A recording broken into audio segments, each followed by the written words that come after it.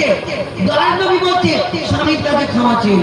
কিন্তু এখন কিছু বর্তমান যুগে কিছু প্রধানমন্ত্রী মার্কা মা আছে, দেখবেন যদি একটু ক্ষমতা থাকে, টাকা পয়সা থাকে, একটু যদি কিছু থাকে, আর মেয়ের বিয়ে হওয়ার পরে মেয়ে যদি বলে মাগো কোথায় আমার বিয়ে দিলে, যদি এখানে বিয়ে না দিয়ে আমার ওই পুকুরেতে কলসি গলায় দিয়ে মেরে ফেলে দিতে আরামে থাকতাম, মরে গেলে নাকি আরামে থাকতাম, এটা অনেকজন বলে।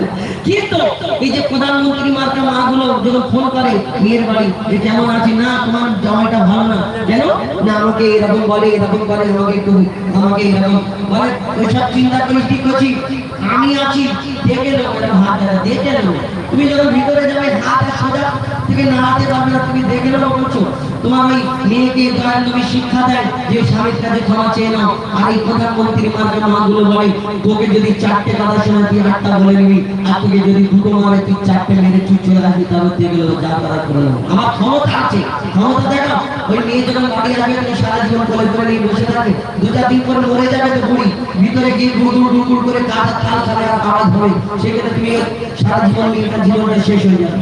তুমি কম্প্রোমাইজ করতে শেখো না।